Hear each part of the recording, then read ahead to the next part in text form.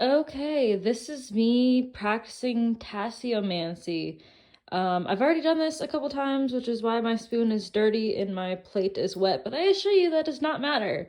So I'm just filming this, maybe for educational purposes. Maybe I'll show a couple people, but this is my process. It's not going to be the same as everyone else's process, but this is the way that I'm doing it. And yes, I'm aware that I'm using a mug and not an actual teacup.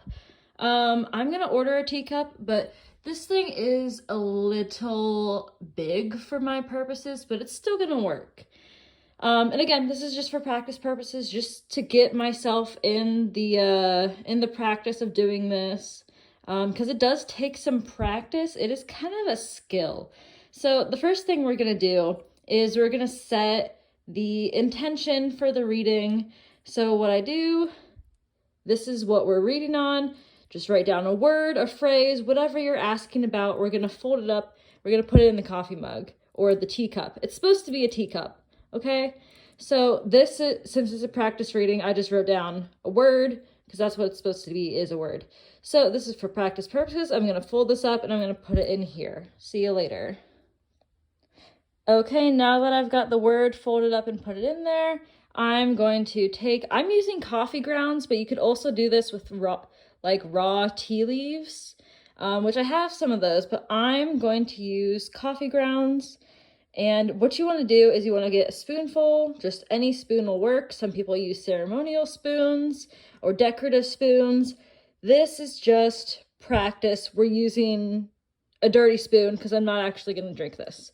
So I'm going to put a spoonful of coffee into here, and I'm going to turn off the camera so I can actually not spill this all over my kitchen. Okay, so now that we've got a spoonful of coffee grounds in there, now I'm going to put in some water. I don't care that I haven't done dishes. This is real practice. So I'm gonna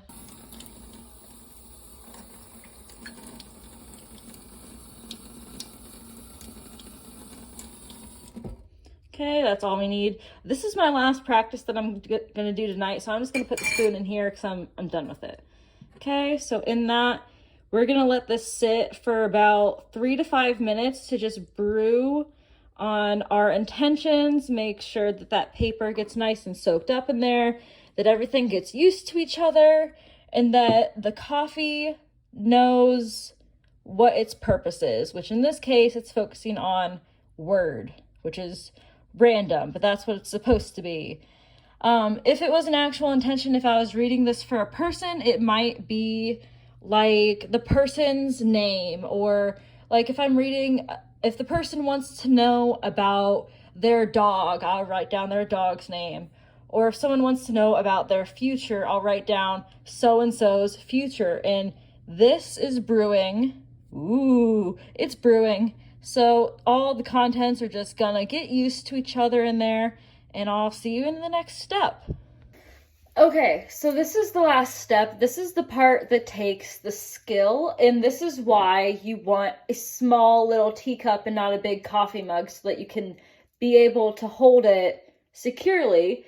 But I'm gonna try to do this just for practice, just so I can practice doing this. Of course I'll practice with my teacup once I get my teacup.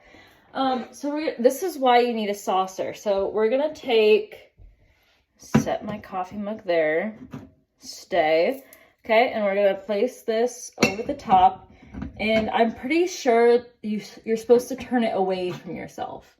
So let's see if I can do this in one swoop. Oh, I did it. That's hard to do. Okay, so now blob. Okay, so I'm gonna set this down right here. And now let me show you this. It's really cool.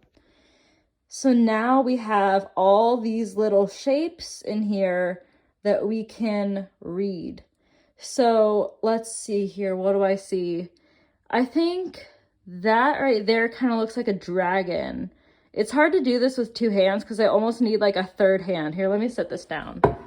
Okay, so let's see. I think that bit right there, the thing that kind of looks like an S, kind of looks like a dragon to me. And over here, right next to that, right here, it kind of looks like a mermaid. Like her hair's flowing this way. You got like her body here, and then there's her tail. Like this right here looks like a mermaid to me. So we're already getting like mystical vibes right here. That right there looks like a Halloween mask. So like if I was doing a reading for a person, I'd be like, mask equals something is disguised. Mermaid and dragon, something is mystical about this. Maybe there are spirits that are reaching out to you that you don't quite realize what they are, but there's something fantastic, let me tell you. Let's see what else I can see here. Let's go down a little ways. I don't know why, but that little clump right there, right below the dragon, kind of, the first thing I thought when I saw it is like Frog Queen. Because like you see the circle is the body, and then there are two eyes sticking out the top, and one of them's got like a thing on it that looks like a crown. So Frog Queen.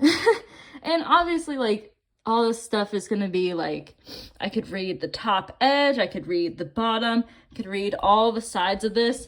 And this is a lot like when people look up at the sky and they see shapes in the clouds and they try to form a meaning from them. So this is just another form of that, except it's kind of fun. And it doesn't make too much of a mess, honestly, because I feel like I kept it contained. And all this is just gonna rinse down the sink anyway. So yeah, I'm gonna keep looking at this thing, but I'm gonna end the video here.